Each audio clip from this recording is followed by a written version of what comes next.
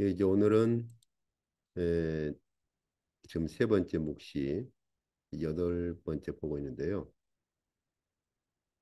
이제 오늘은 어, 이 반복, 이 묵시의 반복을 19장, 20장 이 관계 때문에 이 반복을 좀 살펴보려고 합니다.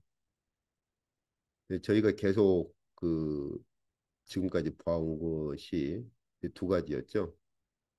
계시록에 있는 묵시는 시간적으로 연속성을 가지고 있는 부분도 있고, 그래서 시간적 연속성. 예, 그렇지 않고 이제 불연속성이라고 그러는데, 그건 시간적인 연속성보다는 하나의 묵시를 다른 측면에서 자꾸 반복해서 다른 각도, 다른 측면에서 보여주는 이 두 가지가 공존한다고 했어요. 근데 이제 아쉽게도 지금 대부분의 학자들은 두 가지 중에 하나로 이제 갈려져 있어요. 그래서 한쪽 부류는 반복으로만 보려고 하고 또 다른 쪽은 시간의 연속성 안에서만 계시록을 보려고 하는 이런 현상들이 있죠. 그래서 종말의 심판에 대한 묵시가 어떻게 계시록 안에서 반복되고 있는가. 그리고 종말에 일어날 대전쟁이 이 종말에 일어날 대전쟁에 대한 묵시를 하나님께서 어떻게 여러 각도에서 반복해서 이렇게 사도 요한에게 보여주셨는가. 그래서 종말에 대한 심판, 종말에 대한 전쟁 이런 것들이요.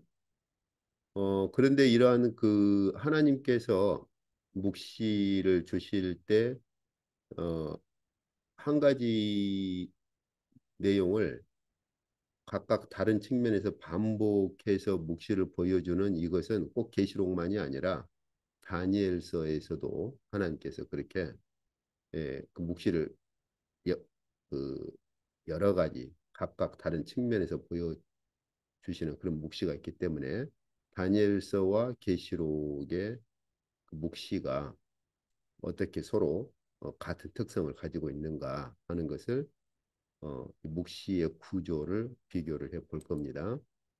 이제 그리고 나서 이제 마지막으로 둘째 묵시와 셋째 묵시 사이에 반복되고 있는 것들. 그러니까 이제 1번, 2번에 대한 총 정리죠.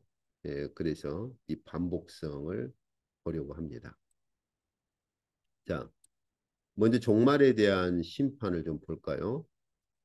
예, 저희가 뭐 거듭거듭 반복해서 본 것이죠. 두 번째 묵시와 세 번째 묵시의 이 관계를 볼 때, 특히 그 두 번째 묵시에 그 일곱 번째 대접 심판이 있잖아요. 그때 그 하나님께서 이 일곱 번째 대접 심판을 가지고 그러니까 천사가 일곱 번째 대접을 쏟았을 때 바벨론을 심판을 하시거든요. 두 번째 묵시에서 이제 저희가 이 다음 슬라이드에서 본문을 볼 거예요. 그래서 16장 17절에서 21절 본문을 보면 일곱째 천사가 그 일곱 번째 대접을 쏟았을 때 바벨론 심판이 이루어지는데 그런데 다시 또 세 번째 묵시 17장에 들어가면 이 일곱 대접을 가졌던 천사 중 하나가 와가지고 또 내가 바벨론 심판을 또 보여주겠다. 이런 예고가 17장 1절, 2절에 있고 난 다음에 여기 17장 3절에서 이제 쭉 보면 바벨론 심판이 이루어지거든요. 그러면 만약 이런 바벨론 심판에 대한 묵시가 반복되는 특성을 모르면 그리고 성경을 읽으면 어 일곱 번째 대접을 쏟았을 때 바벨론이 심판 받았는데 또 천사가 바벨론 심판을 보여주겠다. 그래가지고 세 번째 묵시가 시작되거든요. 이게 도대체 뭐지? 이런 혼란을 가져올 수가 있어요. 본문을 한번 좀 볼까요? 여기 그 16장 17절에서 20절을 보면 일곱째 천사가 대접을 하나님의 보좌로부터 그러죠. 그 대접을 공중에 쏟으니까 하나님의 보좌로부터서 이제 음성이 나와서 이 큰 성 바벨론이 맹렬한 진노의 포도주 잔을 받음에 그 바벨론의 지배 아래 있던 모든 것들이 각 섬을 비롯한 모든 것들이 없어지고 산악도 간데 없더라. 다시 말하면 이 바벨론이라고 하는 거대한 성이 없어져 버린 거예요. 그 여기 뭐 이제 하나님께서 묵시로 뭐 섬도 보여주고 막 산도 보여주고 하는 것은 바벨론의 그 통치 아래에 있는 아주 바벨론이라고 하는 거대한 저희가 그 그 20장 19장 20장에서 본 것처럼 이 바벨론은 예, 일종의 거대한 성이죠. 성이면서도 여기 보면 큰 성이라고 돼 있죠. 여기 예, 그래서 큰 성과 함께 바벨론에 모여 있던 그 만국의 성들 바벨론 아래로 몰려들었던 모든 민족 이제 민족들을 만국의 성들이라 이런 이제 상징적으로 보여주셨는데 바벨론이라고 하는 큰 성과 바벨론에 속해 있던 성들 그리고 섬, 산 이런 산을 비롯한 그 도시 자체가 완전히 이제 무너져 버린 거죠. 자 이렇게 심판을 받는단 말이에요. 그런데 여기 이제 그 다음에 16장에서 일곱 번째 대접 심판이 있고 나서 17장 들어가면은 그 일곱 대접을 가졌던 일곱 천사 중 하나예요. 그러니까 일곱 대접 심판을 집행했던 일곱 천사 중 하나가 많은 물 위에 앉은 큰 음녀.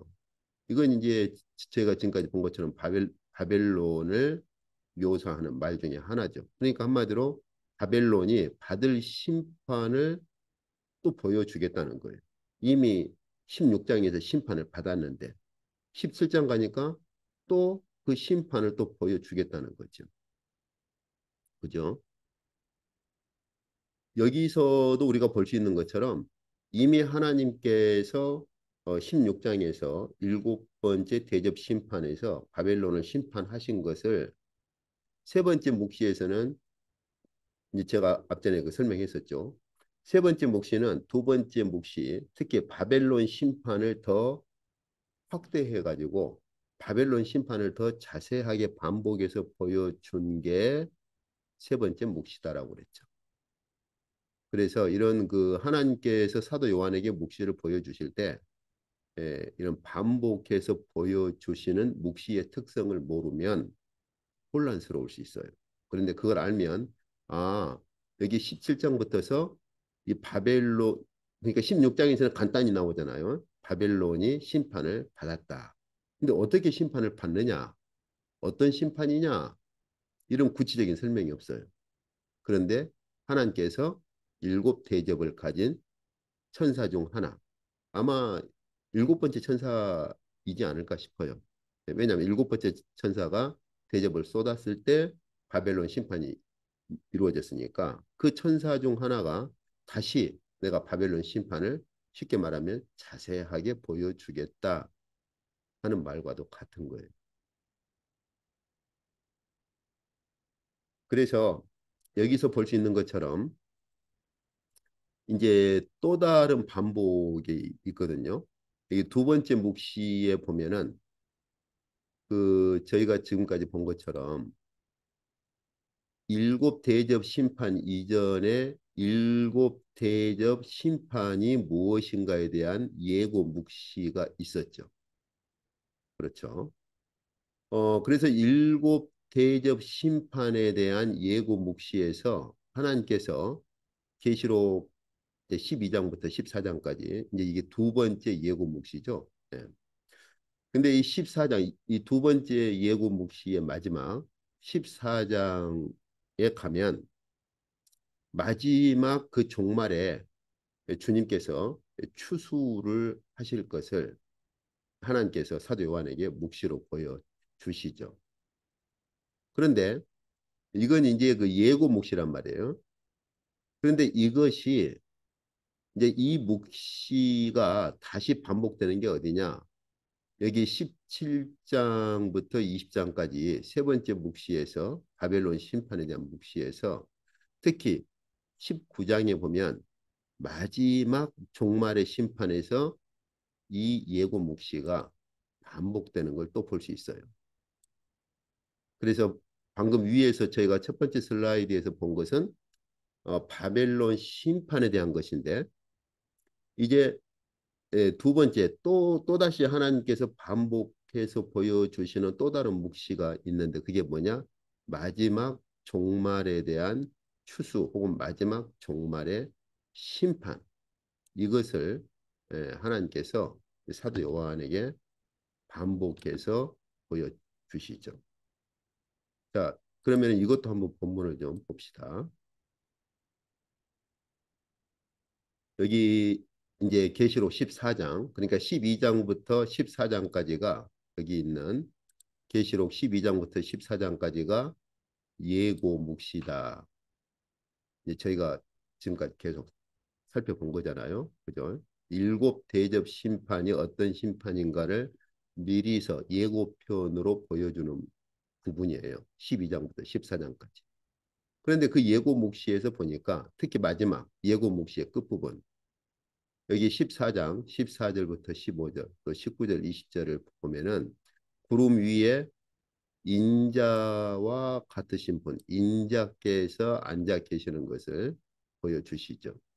그런데 그 인자께서 무엇을 가지고 있느냐? 예리한 낫을 가지고 있어요. 이제 그런 상황에서 천사가 주님께 그 인자 되신 주님께 요청을 하지요. 추수 때가 됐습니다. 이제 낫을 휘둘러서 다 추수를 하십시오. 이런 이러한 그 묵시 이러한 묵시의 장면을 사도 요한에게 보여 주시죠. 그래서 추수를 하시죠. 그리고 이제 그다음 보면은 주님만이 추수를 하는 것이 아니라 바로 예, 주님을 따르는 주님을 호위하거나 주님과 함께 있는 천사도 함께 낫을 휘둘러서 이제는 추수가 아니라 포도를 거두는데 이 포도는 결국 뭘 말하느냐?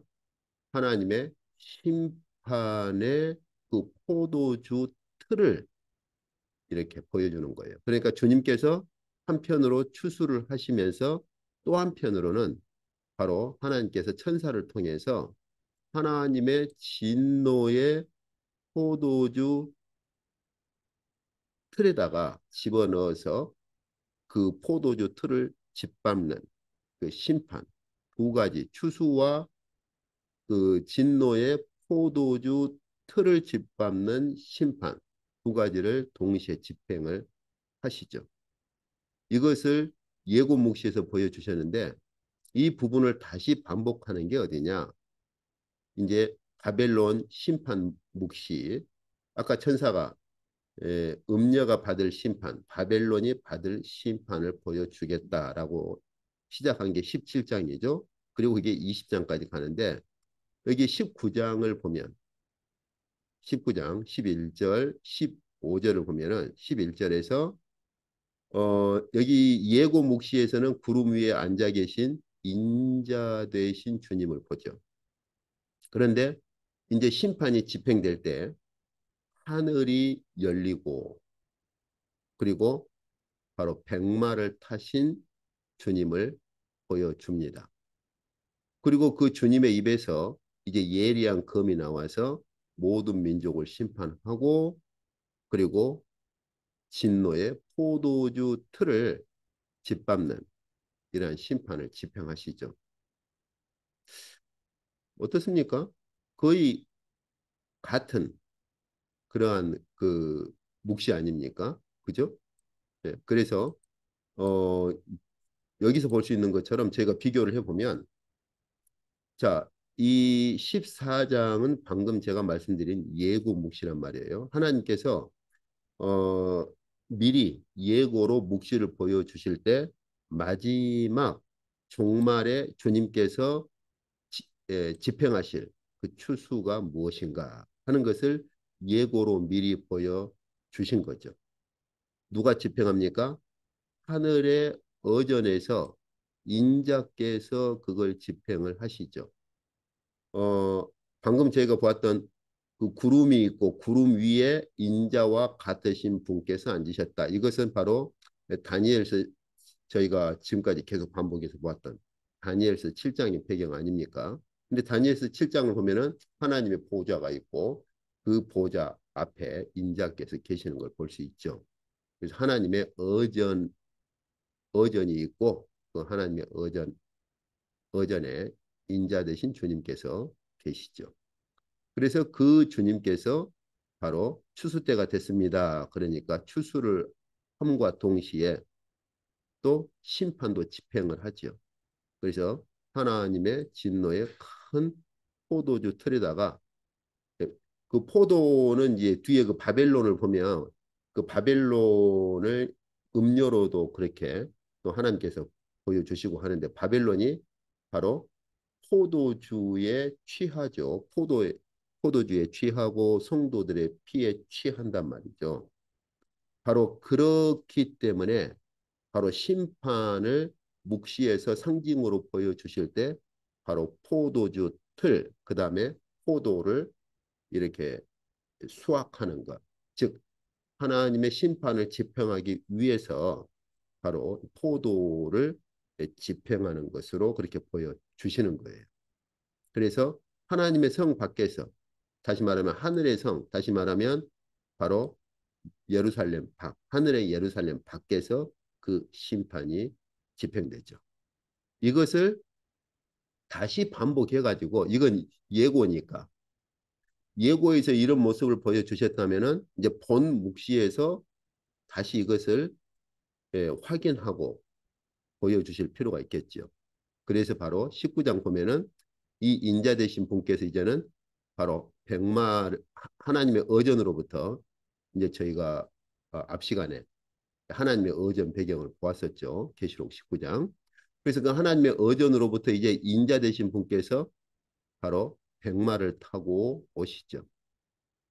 예, 그래서 하늘이 열리고 이건 바로 하나님의 어전이 오픈되는 것을 얘기를 한다고 그랬죠. 그래서 백마를 타신 분께서 계시는데 이제 어, 이런 그 심판할 때가 되어서 추수하시는 그런 낫을 예고 묵시에서는 낫으로 보여주셨는데 이제 본 묵시에서는 바로 주님의 입에서 나오는 심판의 칼로 마지막 심판을 집행하시는 것을 보여주시죠. 그리고 이제 마지막 심판 집행을 어떻게 하십니까? 같죠. 심판의 진노의 포도주 틀, 바로 심판의 진노의 포도주 틀에다가 넣어서 바로 그 하나님의 심판의 포도주 틀을 이제 밟으시는 거죠. 그러니까 여기 추수라고 하는 개념을 저희가 잘 생각을 해야 돼요. 주님께서 이 땅에 오셔가지고 제자들에게 이미 추수할 때가 되지 않았냐. 바로 이 종말의 추수는 주님 재림하실 때만 되는 것이 아니라 이미 주님 오셨을 때부터 사실은 추수 때가 된 거예요. 이미 시작된 거예요. 다시 말하면 종말이 시작되었다라고도 말할 수 있는 거예요. 그러니까 오늘날 우리가 어느 시대에 살고 있느냐에 대해서 다시 한번 분명히 알고 경각심을 가져야 돼요. 지금 추수 때예요. 지금이 추수가 진행되고 있는 때이기도 합니다. 그러나 종말이 되면 완전히 주님께서 이제 완전한 추수를 집행하실 때가 있지만은 지금이 추수 때이고 이미 추수 때는 이미 주님 오심으로 시작이 됐어요. 그렇기 때문에 저희가 계시록에서 본 것처럼 그 순교자들의 영혼이 이미 하나님의 어전 앞에 가 있지요. 오늘날 우리가 어떠한 삶을 살아야 할 것이며 이 시대를 어떻게 이해를 할 것이냐. 저희가 이런 부분에 대해서 진지하게 고민도 하고 생각을 해야 합니다. 오늘 저녁이라도 하나님께서 우리를 부르시면 주께서 선언하시죠. 알곡은 곡간으로 그리고 쭉정이는 불에 타는 곳으로 내 던져질 것이다. 바로 그게 바로 이제 다음 슬라이드에서 보겠지만은 바로 불못으로 하나님께서 사도 요한에게 보여주시죠. 최종 심판의 장소. 그러나 이제 마지막 완전한 추수를 할 때가 있죠. 그 때가 되면 이제 주님께서 이제 모든 종말의 추수를 완결하십니다. 그러나 주님 오심으로 추수의 때가 이미 시작되었다고 하는 것도 우리가 같이 알고 경각심을 가져야 돼요. 지금 우리는 추수 시기에 살고 있는 거예요. 그럼 어떤 자들로 우리가 추수가 될 것이냐, 우리의 삶이 어떠해야 할 것이냐, 이 부분에 대해서 우리가 많이 생각을 하고 고민을 해야 됩니다. 오늘날 많은 그리스도인들이 아무런 생각들이 없는 경우도 그런 모습이 있는 그러한 경우를 종종 볼 수 있는데 굉장히 안타깝죠.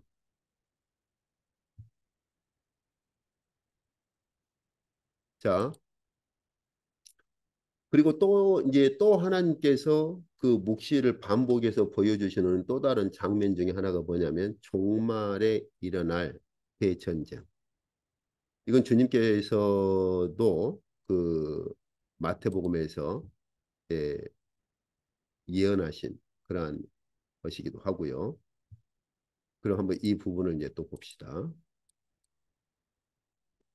아까 저희가 그 보았듯이 14장에서 그 세 가지 인자께서 계시고 그리고 낫을 추수 때가 되어서 낫을 휘둘러서 추수를 하심과 동시에 또 한편으로는 바로 포도 다시 말하면 어 이제 그 바벨론처럼 바벨론에 속해서 포도주에 취한 삶을 살거나 이런 성도들의 피에 취하는 삶을 살아가는 그러한 자들에 대한 심판을 집행하시죠.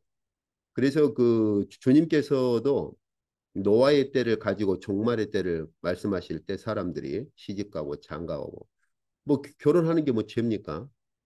그죠? 결혼하는 것 자체는 문제가 안 되죠. 근데 주님께서 노아의 때를 가져와서 하시는 말씀이 어떤 거예요? 바로 그들이 어디에 취해 있는 삶을 사느냐, 무엇에 취해서 살아가느냐 하는 부분을 주께서 지적을 하신 건데 저희가 지금까지 보았던 바벨론 그 음녀로 보여주시는 그 바벨론과 바벨론에 속한 자들의 삶이 그거 아닙니까?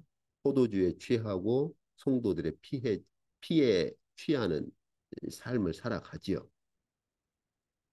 예, 그 묵시를 예고로 보여주신 다음에 바로 예, 주님께서 그 심판이 어떻게 종말에 그 백마 타신 주님께서 종말에 행하실 심판이 무엇인가를 반복해서 보여주셨는데 이제 여기 이 두 번째 묵시 여섯 번째 대접에서 저희가 무엇을 볼 수 있느냐면은 다음 슬라이드에서 본문을 또 볼 겁니다.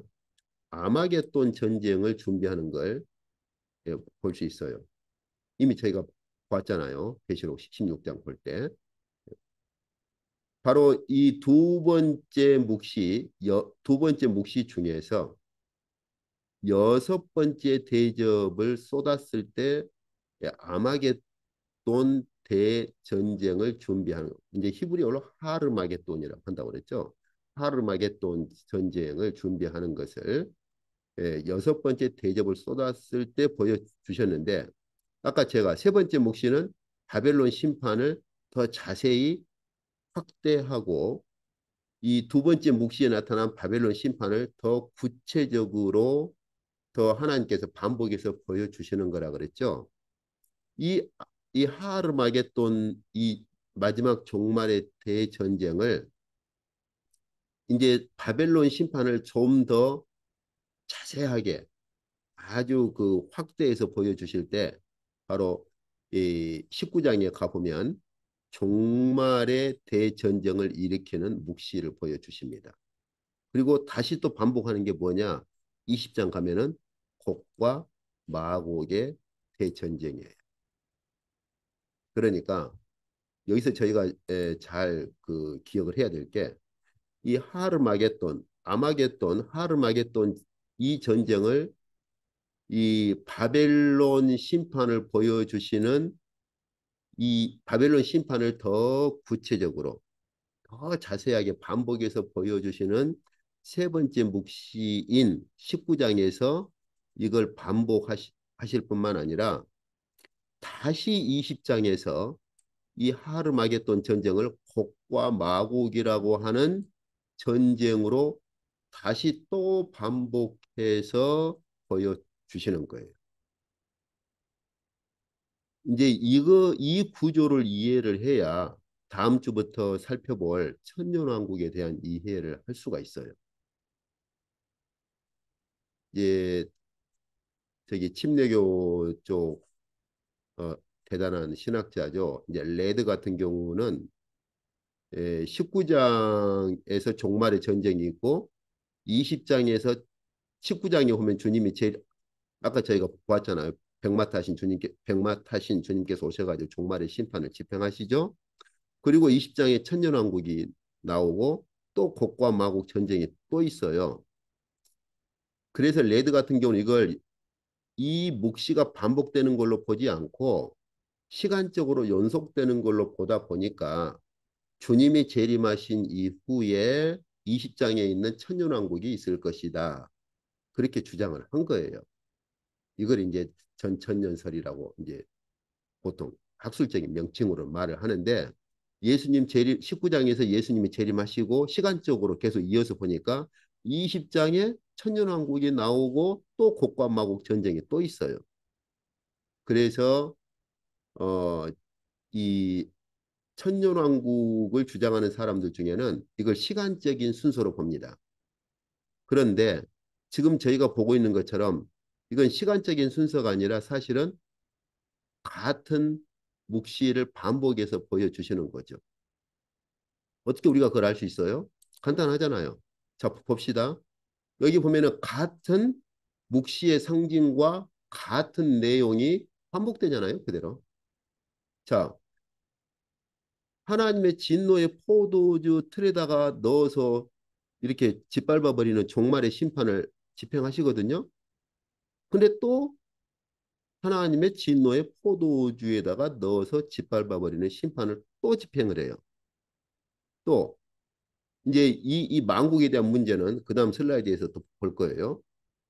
또 인자께서 오셔가지고 종말에 여기 추수 때가 됐습니다. 이것은 종말의 심판을 나타내는 고유 표현이거든요.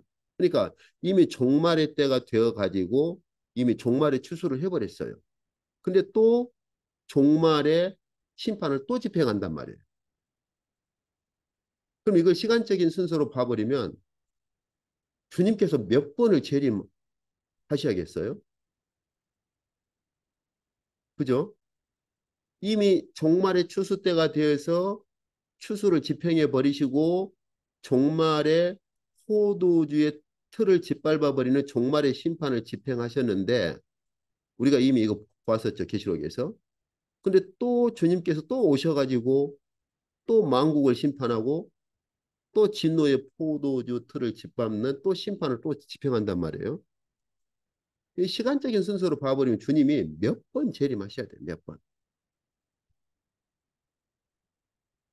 그래서 같은 내용인데 그 측면만 조금씩 조금씩 달라지는 거죠. 인자 대신 주님이 백마 타신 분으로 그리고 종말의 그 추수의 심판 때가 종말의 심판의 때로 그리고 하나님의 종말의 그 심판의 포도주 틀을 짓밟아 버리는 것은 같은 묵시로 하나님께서 반복해서 보여주신 것이죠.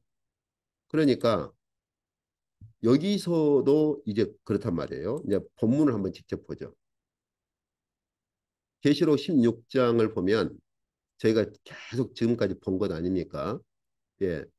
그래서 이런 그 더러운 영이 나가서 온 천하 왕들을 모으죠. 그죠? 예, 온 천하 왕들을 이제 모읍니다.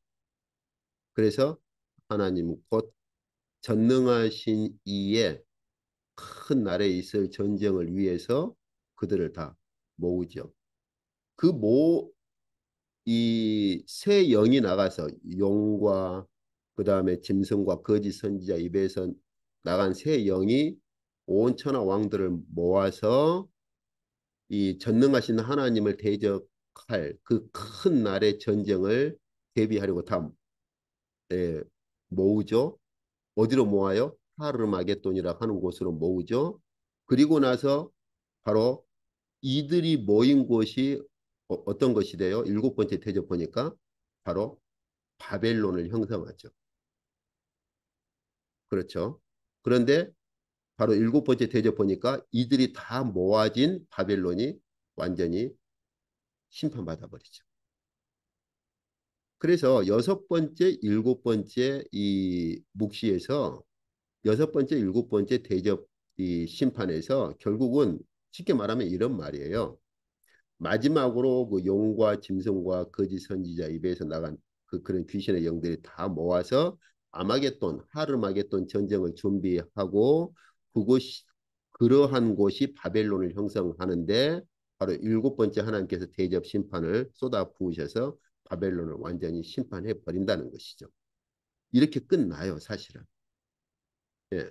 그런데 보니까 여기 19장 보시면 또 보니까 짐승이 이미 다 바벨론까지 다 그 진노의 포도주 틀에 넣어서 짓밟아 버리는 그런 심판을 종말의 심판을 집행하셨는데 또 19장 보니까 그 짐승과 땅의 임금들과 군대들이 또 모였어요. 그래서 이 백마 타신 분, 백마 타신 그리스도와 그리스도와 함께 오는 천사들의 세력들, 군대와 더불어 전쟁을 또 일으켜요.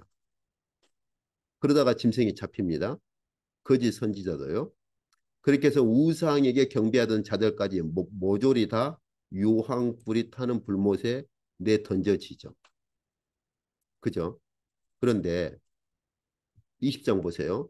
사탄이 또 이미 여기서 완전히 그 땅의 짐승과 땅의 임금들 모든 자들을 모아서 대적하다가 백마 타신 분에게 완전히 다 심판받아서 불못으로 내 던져지는데 사탄이 또 옥에서 나와가지고 또 모아요 또 땅의 사방 백성을 이 땅의 사방 백성 모으는 것을 곡과 마곡이라 이건 결국 무엇과 같습니까?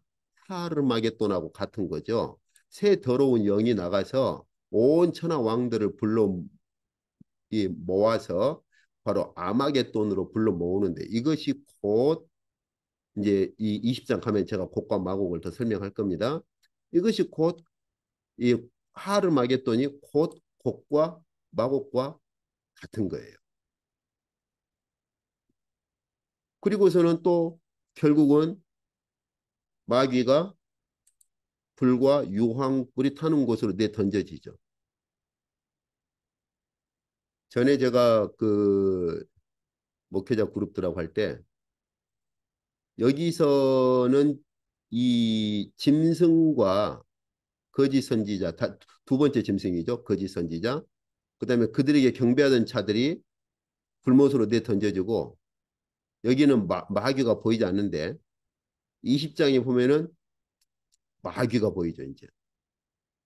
그러니까 이때까지는 마귀는 심판받지 않고 있다가 20장 가면 천연왕국 후에 마귀가 심판받는 것을 이게 시간적인 연속선상으로 본다면 그렇게 볼 수가 있어요. 그런데 지금까지 제가 본 것처럼 지금 16장에서 하나님께서 사도 요한에게 묵시를 보여주신 것 19장, 20장 똑같은 장면의 묵시를 이 측면, 저 측면 여러 측면으로 보여주시는 거죠. 그러니까 19장에서 굳이 마귀가 없더라도 20장에서 마귀가 불과 유황불에 내 던져진다라고 했을 때 19장에서는 짐승과 그 다음에 두 번째 짐승인 거짓 선지자 그들을 따르는 자들을 유황불에 던져지는 측면을 보여주신 거고 20장에서는 마귀까지도 유황불에 내 던져지는 측면을 보여주시는 거죠. 근데 근본적인 건 어때요? 모든 민족들이 모여서 하나님을 대적하는 전쟁을 한다는 건 이 16장의 묵시나 19장의 묵시나 20장의 묵시나 같아요. 근본 개념은 같은 묵시예요.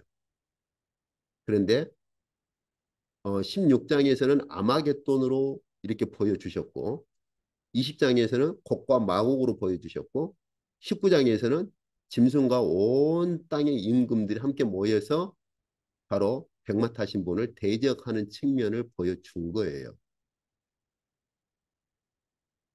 이런 그 묵시의 그 반복성에 대한 이해가 없으면 굉장히 혼란스러울 수 있어요. 도대체 여기 온 천하 왕들을 다 모아서 아마겟돈 전쟁을 일으켰는데 또 19장 가니까 또 어디서 또 어디선가 또 땅의 임금들과 군대들을 또 모아요. 그리고 또 20장 보니까 또 땅의 사방 백성들을 또 모아요. 어떻습니까? 시간적인 순서로 보면 그럼 도대체 몇 번을 모으고 그렇죠?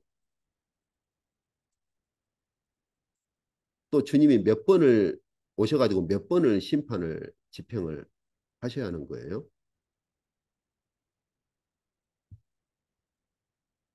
그래서 이 묵시 하나님께서 묵시를 보여주시는 특성에 대한 이해를 못하면 굉장히 혼란스럽습니다.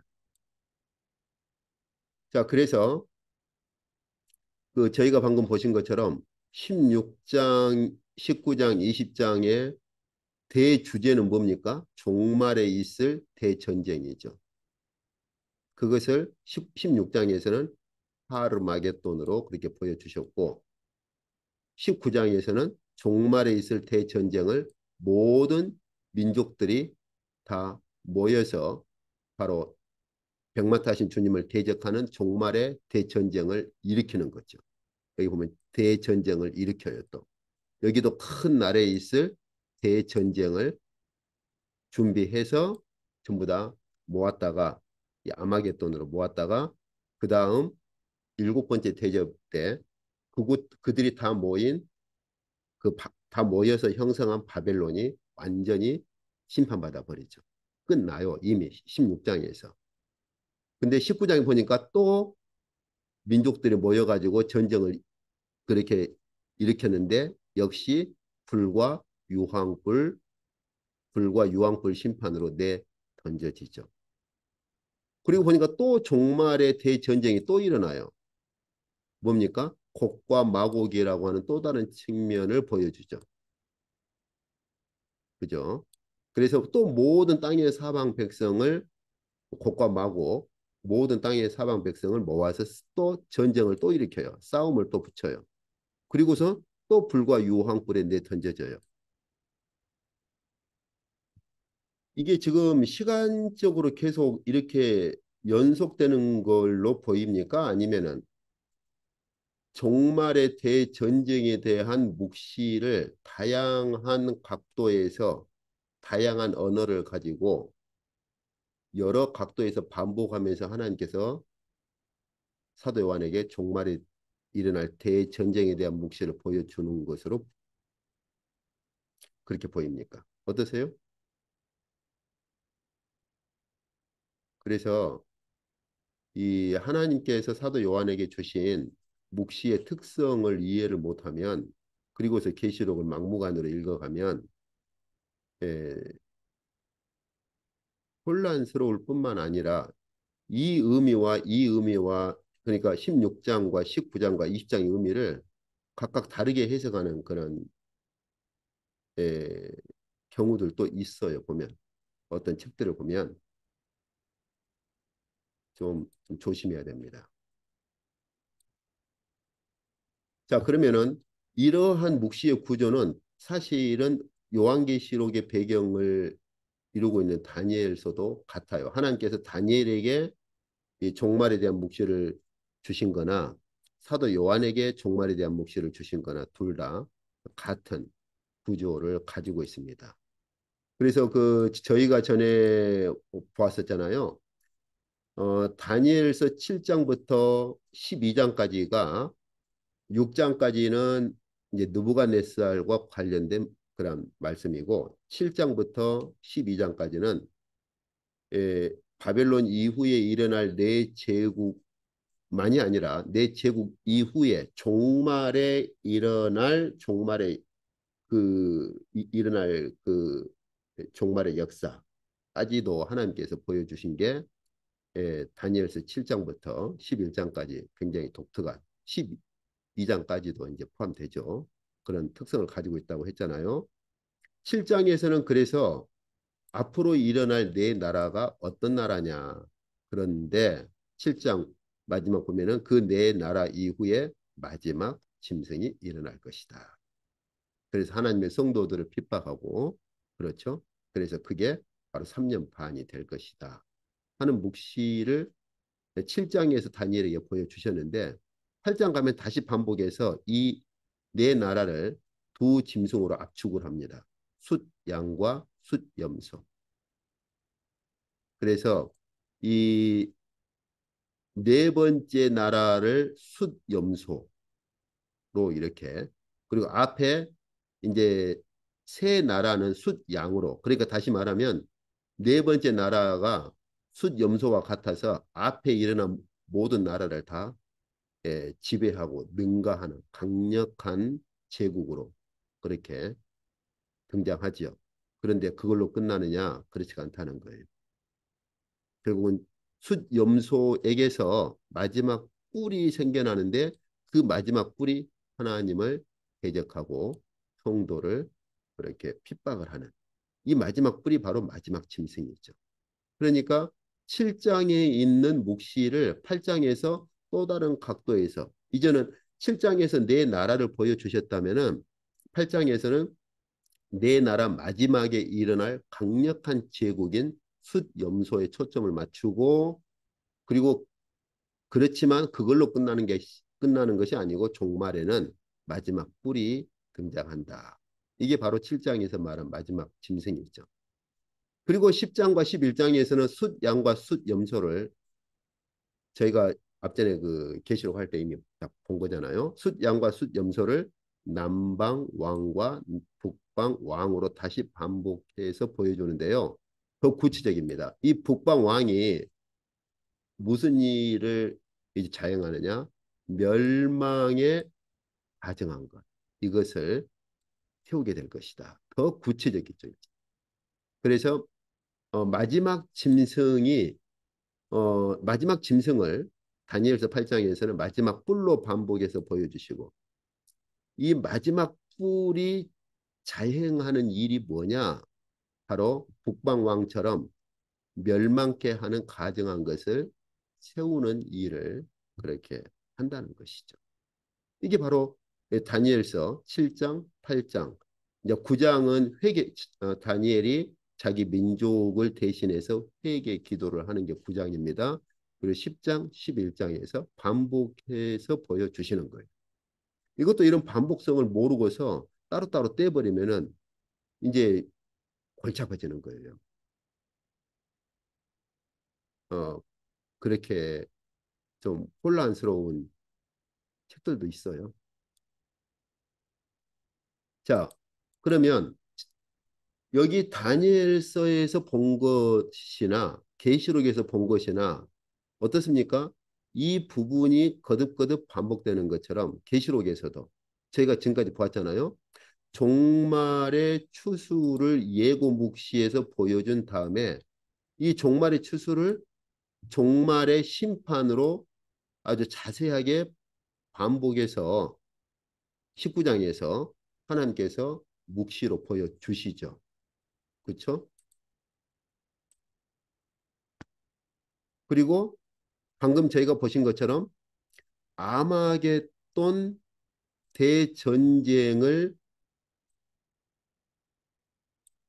보여주셨는데 이게 바로 17장 가면은 이 17장에서 20장 마지막 그 저 바벨론 심판하는 그 묵시를 보시면 여기 20장 바로 전에 19장 이제 마지막 부분에서 종말의 대전쟁이 19장 19절부터 20절까지 있죠. 아까 저희가 본문 보았었죠. 그리고 다시 20장에서 반복해서 이 종말의 대전쟁을 곡과 마곡의 대전쟁으로 다시 반복해서 보여주시는 거예요. 이렇게. 이제 이런 걸 보면 저희가 이런 것들을 좀 고려해서 보면 그럼 보세요. 14장부터서 그렇죠. 이제 본래는 두 번째 묵시가 12장부터 시작되니까 저희가 이제 범위를 크게 잡으면 12장부터 21장 8절까지 즉 계시록의 거의 대부분을 다 할애를 하고 있죠. 하나님께서 또 더군다나 이건 지금 그 예고 묵시 두 번째잖아요. 그 전에 두 번째 묵시에 대한 예고 묵시가 또 있었죠. 근데 어쨌든 여기서부터 본다 할지라도 결국은 12장부터 21장까지 거의 10장, 10장이면 계시록 거의 절반을 할애하고 있잖아요. 계시록 절반의 분량을 하나님께서 어디에 지금 초점을 맞추고 계세요? 종말에 하나님께서 그 종말에 일어날 그 종말에 그 어떤 일이 일어날 것이냐를 반복해서 여러 각도에서 사도 요한에게 보여주셨고 교회에 알리라고 한 거죠. 그래서 예, 이런 종말의 추수처럼 종말의 심판이 있을 것이고 그와 함께 이런 하나님을 대적하는 마지막 대전쟁, 아마겟돈 전쟁, 이러한 종말의 대전쟁이 있을 것이고 이것은 곡과 마곡의 전쟁과도 같은 것이다. 오늘날 교회가 계시록만이 아니라 오늘날 교회가 가져야 할 역사 인식이 무엇이냐? 그렇죠? 오늘날 우리 그리스도인들이 어떠한 역사 의식 혹은 역사에 대한 인식을 가져야 할 것이냐? 이거 진지하게 저희가 생각을 하고 고민을 해야 됩니다.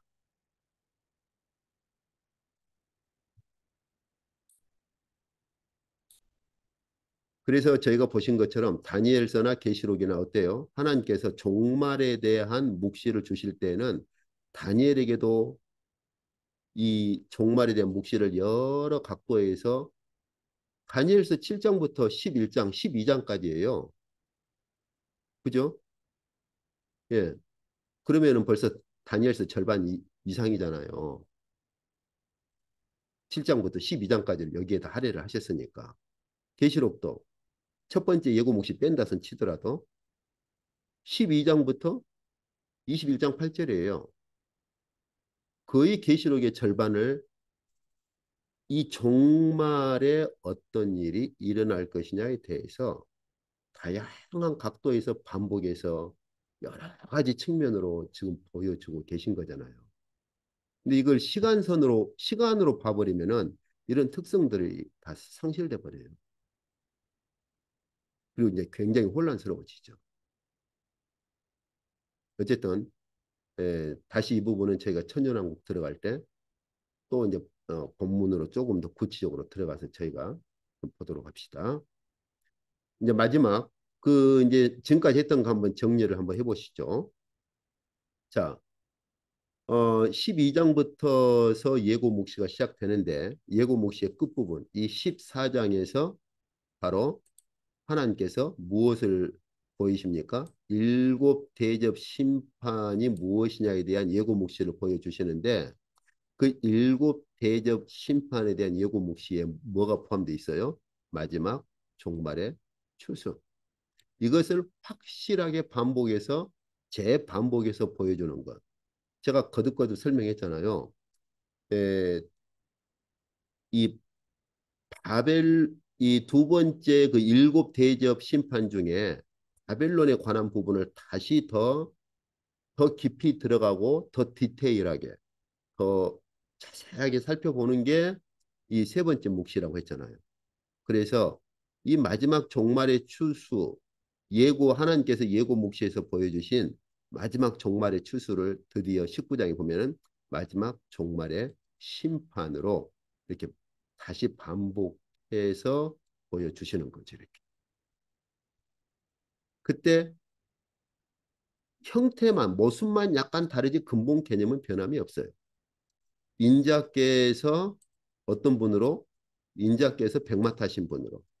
그런데 두 분 다 하나님의 의존으로부터 오시잖아요. 그리고 인자께서 마지막 종말의 심판의 추수. 그래서 추수의 개념이 여기에 들어가 있는데 여기 19장에서는 어디에 초점이 있어요? 모든 민족을 심판하시는 것. 그러나 기억하셔야 될 것은 이 추수의 추수 때가 되었다는 말은 종말의 때가 다 이제 완성되었다는 걸 말을 합니다.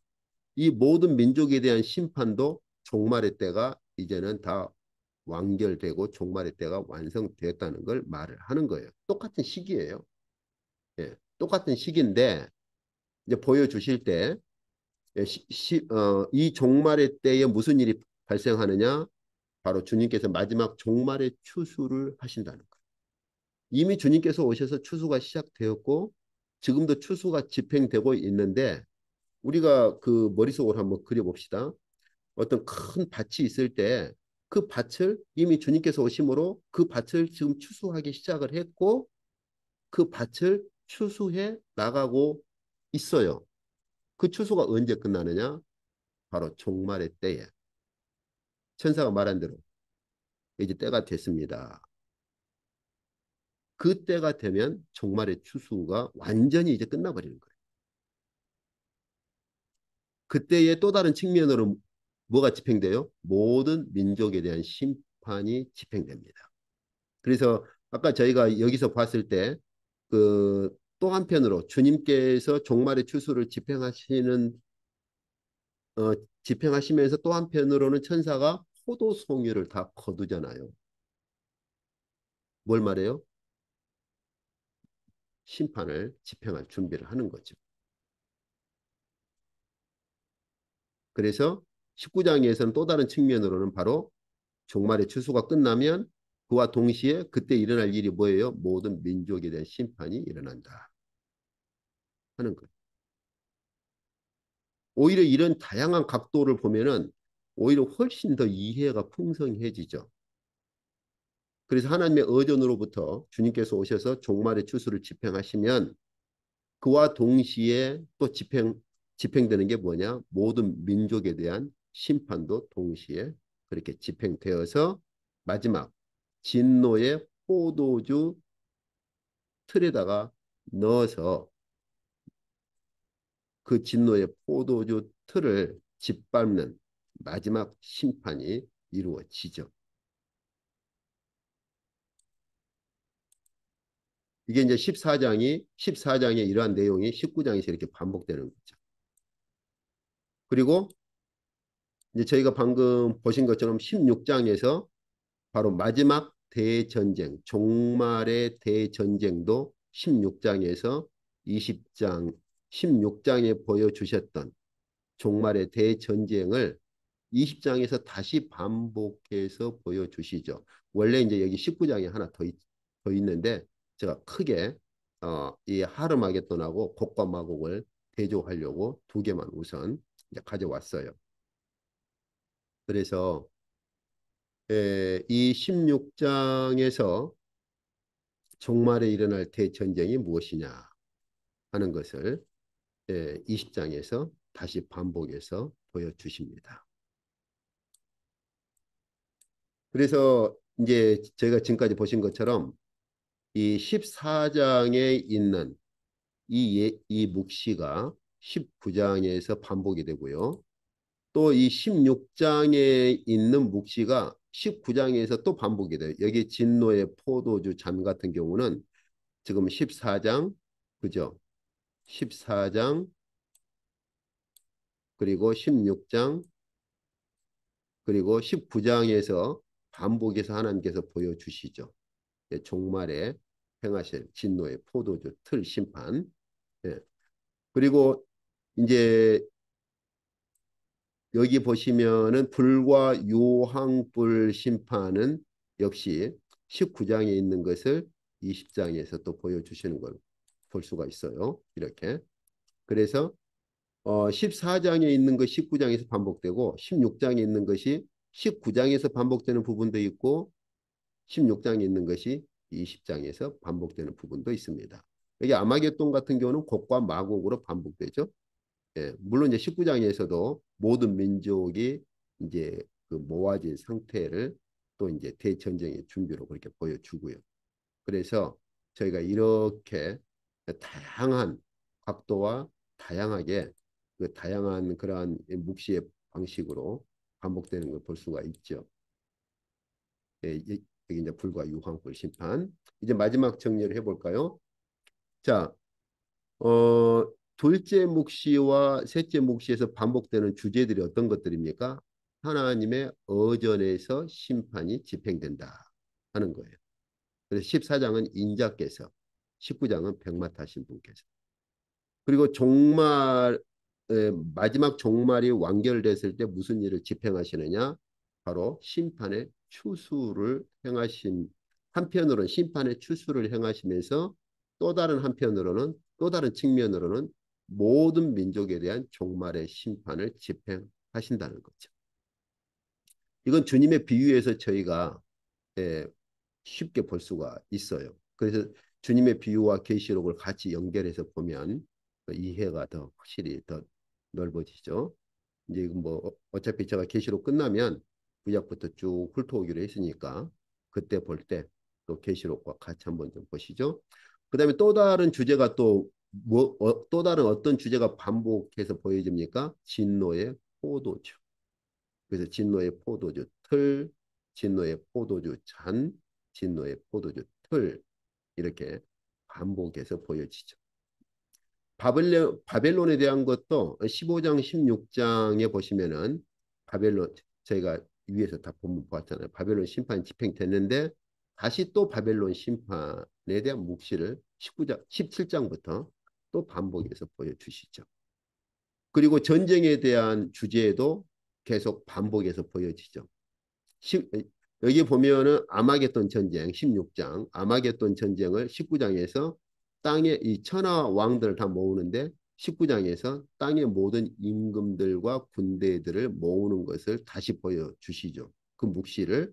그리고 다시 20장 가면 또 곡과 마곡, 이 땅의 모든 민족을 모으는 걸 또 보여주시죠. 종말의 대전쟁에 대한 묵시도 여러 각도로 반복해서 보여주십니다. 그리고 마지막 불과 유황 심판도 19장에서 보여주신 것 다시 20장에서 또 반복해서 보여주시죠.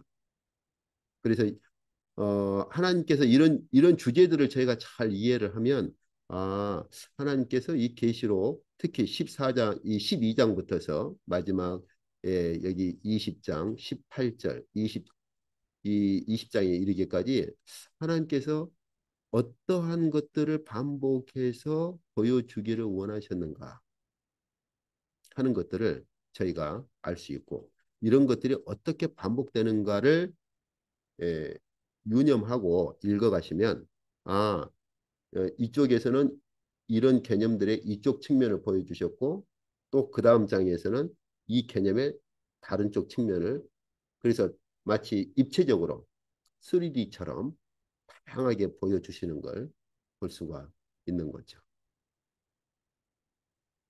예, 오늘 이쪽까지 하도록 하겠습니다.